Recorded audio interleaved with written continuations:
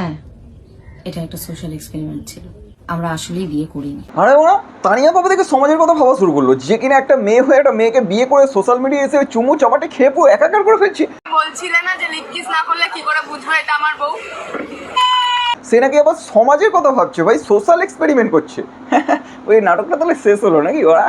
ঠিক বলেছো। So hey guys, welcome the most interesting and entertaining character Ryan Entertainment TV. টিভিতে বাদ দিয়ে সব জায়গায় দেখতে পাবে। চলো গাইস, আজকে ভিডিওটা শুরু করা যাক। আজকে তানিয়ার পর্দা পুরো ফাঁস হয়ে যাবে ভাই, অলরেডি তো হয়ে গেছে। এবার আসল ব্যাপারটা কি আমি সেটা তোমাদের সঙ্গে আজকে তুলে ধরবো। ধৈর্য ধরে শেষ অবধি দেখো ভিডিওটা, তাহলে সব বুঝতে পারবে যে আদৌ এটার আগে কত আগে থেকে প্ল্যানিং ছিল, বিষয়টা অনেক দিন আগে ধরা পড়ে গেছিলো, তারপর অনেক কিছু ঘটে গেছিলো, সব কিছু শেয়ার করবো। চলো, পাশে একটা ক্লিপ দিয়ে দিচ্ছি, তোমরা দেখতে পাচ্ছ নিশ্চয়ই। ওটা কিন্তু আবির ছিল। আচ্ছা তানিয়া, তোমার মনে হয় যে পাবলিক এতটাই বোকা? মানে এই জায়গাটা কি বোকাচোদা লেখা আছে যে তুমি যেটা বলবে আমরা সেটাই বলে বিশ্বাস করে নেবো? কখন বলছো বিয়ে করে নিয়েছি গাইজ, আবার কখন বলছো আমি সোশ্যাল এক্সপেরিমেন্ট করছিলাম। বড় বিশেষজ্ঞ আইসে ওরা।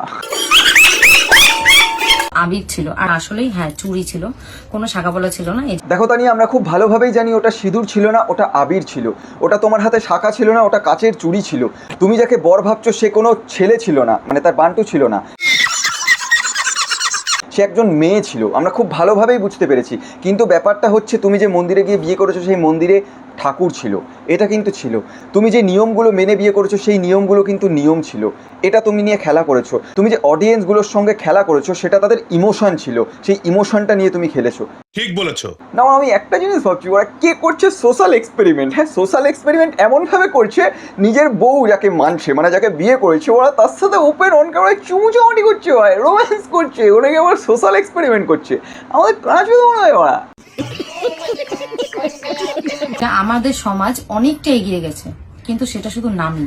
মানে ওরা বিষয়টা এমন হয়ে গেল, যে সমাজকে নোংরা করছে সোশ্যাল এক্সপেরিমেন্টের মাধ্যমে, নোংরা করছে যে, সেই আবার সমাজকে জাজ করছে। ওরা বাট সমকামীদের ভালোবাসা কিন্তু আজও আমাদের সমাজে স্বীকৃতি পায়নি। আরে ওরা এটা দেখছি সমাজের জন্য খুব বেশি ভেবে ফেলছে আজকাল।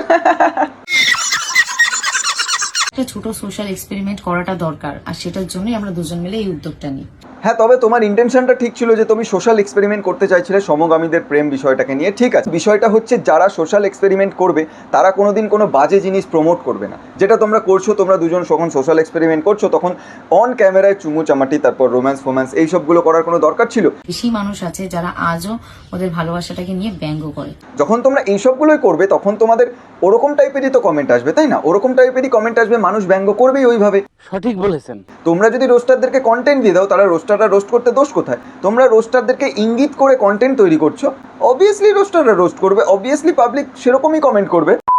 আমরা যদি সেই সিচুয়েশনে নিজেদেরকে রেখে দেখি, সেটা হচ্ছে সমাজে কতটা অ্যাকসেপ্টেবল। জ্ঞান কিন্তু আমার মধ্যেও আছে, সিরিয়াস হয়ে কথা বলি না, এখন থেকে বি সিরিয়াস।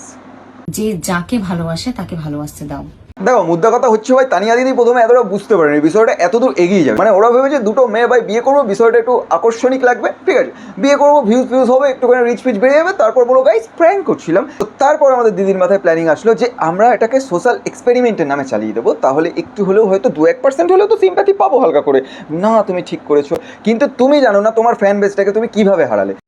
আর অনেকে যাদের চিন্তা ভাবনা যে টাকার জন্য করেছে, তো আমার যদি টাকার খিদে বা টাকার লোভ হচ্ছে সেই পরিমাণে থাকতো না, দিদি কিন্তু আমাদের সমাজের জন্য প্রচন্ডভাবে, তাই জন্যই তো মনিটাইজেশন অন করে সোশ্যাল এক্সপেরিমেন্ট করছিল।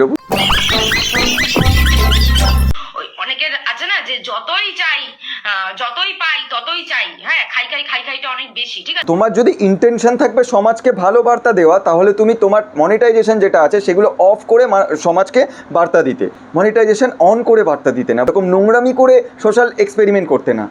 বিষয়টা বোঝাতে পারলাম? কথা কি ক্লিয়ার না ভেজাল আছে? কিন্তু এবার হচ্ছে যদি বেশি পেছনে লাগা হয় তাহলে কিন্তু অনেক কিছুই মুখ থেকে বেরোবে, কারণ আমার এই ফোনটা সাক্ষী আছে অনেক কিছু। দেখো, এতদিন বিয়ের নাটক চলছিল, বুঝতে পেরেছো, মানে রোস্টারদেরকে উস্কানি দিচ্ছিল, রোস্টাররাও ওদেরকে রোস্ট করছিল, বিষয়টা ভালোই জমে যাচ্ছিল। কিন্তু এখন তো বিয়ের নাটকটা শেষ হয়ে গেছে, এখন যদি রোস্টাররা রোস্ট করে তাহলে তানিয়া দিদির গায়ে লেগে যাবে না বিষয়টা? এতদিন উস্কানি দিচ্ছিল আর এখন থ্রেট দিচ্ছে, যাতে রোস্টাররা ভয় থেকে যদি একটু রোস্ট ফোস্ট না করে।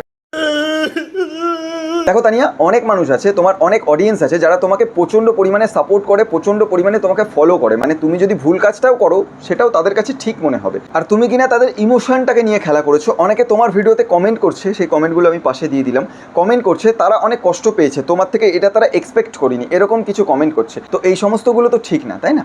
দেখো তানিয়া, মানুষ কিন্তু সব কিছুই বোঝে, আর মানুষ এটাও বোঝে যে তুমি পুরোটাই নাটক করছিলে, এতদিন নাটক করেছো, সোশ্যাল এক্সপেরিমেন্ট, এটাও নাটক, মানুষ এটা বুঝতে পেরেছে। সুতরাং ভুল করলে ভুলটাকে স্বীকার করে নিলে সেটাকে ক্ষমা প্রাপ্য।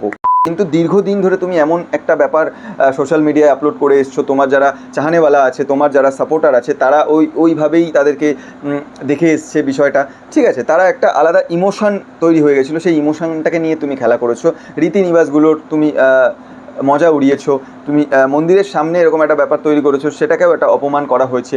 অনেকে আঙুল তুলবে আমাদের ধর্মের উপরে, এই বিষয়টাকেও তুমি গুরুত্ব দাওনি অত একটা।